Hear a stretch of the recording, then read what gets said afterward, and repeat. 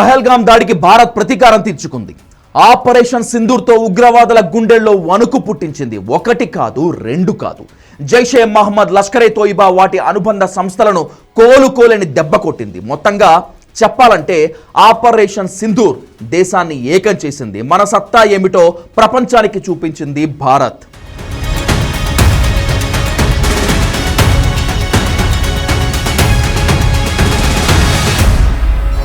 Operation సింధూర్తో Pakistan గట్టి హెచ్చరికలు పంపింది.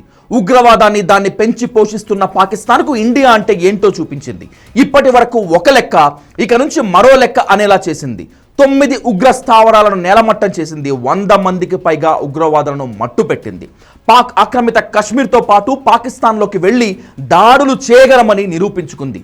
నీ ఇంటికి వచ్చా, నీ నట్టింటికి వచ్చా అనేలా రావల్పిండిలోనూ అటాక్ చేసే సత్తా ఉందని పాకిస్తాన్ కళ్లకు కట్టినట్లు చూపించింది. బ్రహ్మాస్, ఆకాష్, సుదర్శన చక్ర 400 వంటి భారత రక్షణ రంగం దుర్భేద్యంగా ఉందని నిరూపించుకుంది. పాకిస్తాన్ భూభాగంలోని బహవల్పూర్లో దాడులు చేసింది భారత్. ఆపరేషన్ సింధూర్ దేశం మొత్తాన్ని ఏకం చేసింది. హిందూ, ముస్లిం, సిక్, జైన్, బుద్ధిస్టులు అన్న తేడా లేదు. దేశం మొత్తాన్ని ఆపరేషన్ సింధూర్ను సమర్థించింది. అన్ని రాజకీయ పార్టీలు పాకిస్తాన్కు బుద్ధి చెప్పాలని అఖిలపక్ష సమావేశంలోనే స్పష్టం చేశాయి.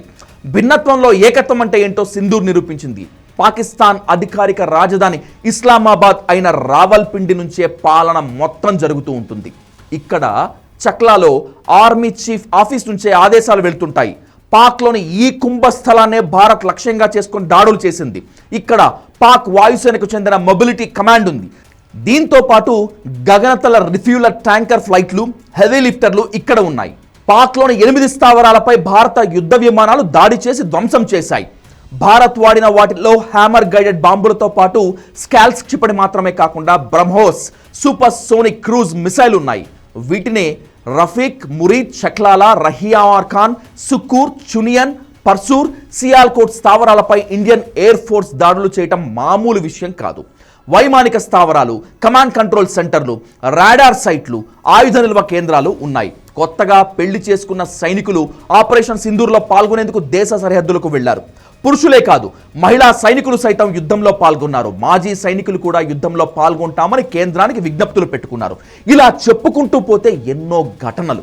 దాయాది దేశం చర్చలు, సంప్రదింపులతో దారిలోకి రాదు. బాంబు దాడులు చేస్తేనే దారిలోకి వస్తుందని భావించింది. అందుకే ముందుగా సైన్యాన్ని యుద్ధానికి సన్నద్ధం చేసింది. పకడ్బందీగా పీఓకే పాకిస్తాన్లోని ఉగ్ర స్థావరాలపై అర్ధరాత్రి దాటిన తర్వాత డ్రోన్లు ప్రయోగించింది. ఏం జరిగిందో పాకిస్తాన్ తెలుసుకునే లోపే పని ముగించేసింది ఇండియన్ ఆర్మీ.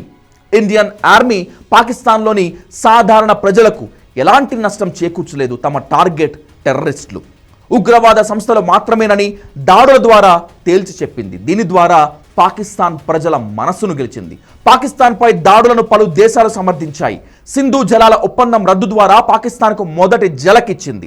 ఇండియా మీదుగా పాకిస్తాన్లోకి ప్రవహిస్తున్నటువంటి నదులపై కొత్త ప్రాజెక్టులు చేపట్టాలని నిర్ణయించింది. 3 నదులపై ఇండియా ప్రాజెక్టులు గనక చేపడితే పాకిస్తాన్లోని 23 కోట్ల మందికి సాగునీటి కష్టాలు తప్పవు.